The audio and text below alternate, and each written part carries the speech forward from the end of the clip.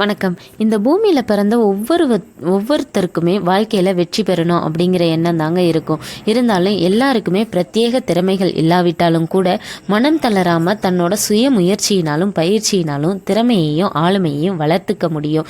இதுக்கு 8 வழிகள் இருக்கிறதா நம்ம ரஷ்ய விஞ்ஞானி மோரிஸ் இமோவ் அப்படிங்கிறவர் சொல்லியிருக்காரு. வாங்க இப்போ அது என்னென்ன அப்படிங்கிறத இந்த வீடியோவில் பார்க்கலாம். முதல்ல வாழ்க்கையில் வெற்றி பெறுறதுக்கு அவர் சொல்லக்கூடிய விஷயம் குறிக்கோள் ரொம்ப முக்கியமானதுங்க. ரெண்டாவதா அவர் சொல்றது மன உறுதி இருந்தால் தான் நம்மளால அந்த குறிக்கோளை அடைய முடியும். மூணாவதா உடலை வலுப்படுத்தி வச்சுக்கணும். ஆமாங்க, நம்ம உடல் ஆரோக்கியமான நிலையில இருந்தால் தான் குறிக்கோளை அடைய முடியும். நான்காவது, நம்ம உடலை ஆரோக்கியமாக வச்சுக்கிறதுக்கு நல்லா சாப்பிடணும். அப்போதாங்க நம்ம குறிக்கோளை அடைகிறதுக்கு எல்லாமே ரொம்ப முக்கியத்துவம் வாய்ந்தது.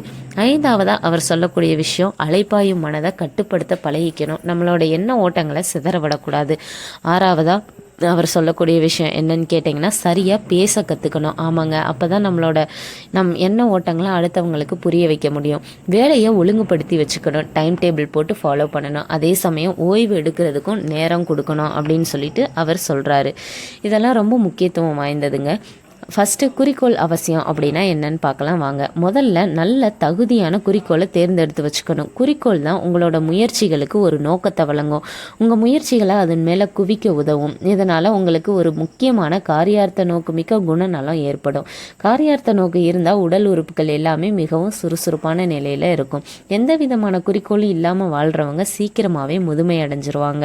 அவங்களோட திறமைகளும் விரைவாகவே குன்றி போய்விடும். அதனால் நம்ம வாழ்க்கையில் வெற்றி பெறுறதுக்கு குறிக்கோள் ரொம்ப ரொம்ப அவசியமானது. இரண்டாவதா, மன உறுதிக்கு பயிற்சி தேவை. மன உறுதி அப்படின்னா என்னன்னு கேட்குறீங்களா? ஆமாங்க, மன உறுதி அப்படின்னா என்னன்னா, நம்ம எதை செய்யணும் அப்படின்னு சொல்லி நினைக்கிறோமோ அதை செஞ்சு முடிக்குமாறு தன்னைத்தானே வற்புறுத்தி செயல்பட செய்யும் ஒரு திறமை தான் மன உறுதி. சராசரி திறமை இருந்தாலும் மிகுந்த மன உறுதியை பெற்றுள்ள பலர் வாழ்க்கையில் எவ்வளவோ சாதிக்கிறாங்க. அதே சமயம் திறமை நிறைய இருக்கிறவங்க மன உறுதி இல்லாததால் எதையுமே சாதிக்காமல் அப்படியே ஏனோ தானோ அப்படிங்கிற மாதிரி வாழ்க்கை போயிடுது. இதனால் மன உறுதி அப்படிங்கிறத நம்ம கன்ஃபார்மாக வளர்த்துக்கணுங்க. மூணாவதாக நம்ம பார்க்க போகிற விஷயம் உடலை வலுப்படுத்தி வச்சுக்கணும். ஆமாங்க, நம்ம எந்த ஒரு செயலை செய்கிறதுக்குமே நம்ம உடல் ஆரோக்கியம் அப்படிங்கிறது ரொம்ப முக்கியமானது. உடல் இயக்கத்துக்கு அன்றாட முக்கியத்துவம் கொடுக்கணும். தற்போது மிஷின்களை நம்பி மனிதன் உடல் உழைப்பை குறைச்சிக்கிட்டான். அதன் விளைவாக பல நோய்களுக்கு ஆளாகிறான். அதனால் டாக்டரை போய் பார்க்க வேண்டிய நிலைமையும் ஏற்படுது. எனவே ஒவ்வொரு நாளும் உடற்பயிற்சி செஞ்சு இந்த நாளை தொடங்குங்க. உடற்பயிற்சி அவங்க உடல் சக்திக்கு ஏற்றவாறு இருக்குமாறு பார்த்துக்கங்க. உடற்பயிற்சி மனிதனை ஆரோக்கியமான வலுவுள்ள மனிதனாக உருவாக்குது. வாழ்க்கையில் சாதிக்க ஆரோக்கியம் ரொம்ப ரொம்ப முக்கியமானது இல்லைங்களா? அதனால் உடலை சரியாக கவனிச்சுக்கோங்க. நான்காவதாக நம்ம பார்க்கக்கூடியது சரியாக சாப்பிடணும். ஆமாங்க, நம்ம உடலை நம்ம சரியாக வச்சுக்கணும் அப்படின்னா நம்ம நல்லா சாப்பிடணுங்க. உங்களுக்கு நீங்களே உதவிக்கணும் அப்படின்னு நினச்சிங்க அப்படின்னா உங்களுக்கு பசி உணர்வு ஏற்படாத அளவுக்கு குறைச்சி நல்ல உணவுகளை உண்ணுங்க. சாப்பிடுவதை நல்லா மென்று சாப்பிட கற்றுக்கங்க. உணவை எவ்வளவு குறைச்சி சாப்பிட்றோமோ அந்த அளவுக்கு அதிகமாக தண்ணீரையும் நிறைய குடிக்கணும்.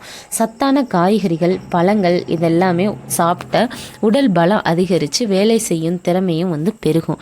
எனவே சரியாக சாப்பிட்றது மூலமாக நம்ம உடலை வலுவாக ஆக்கிக்கலாம். இதன் மூலமாக நம்ம ஈஸியாக குறிக்கோளை அடைய முடியும். அஞ்சாவதாக அலைப்பாயும் மனதை கட்டுப்படுத்துங்க.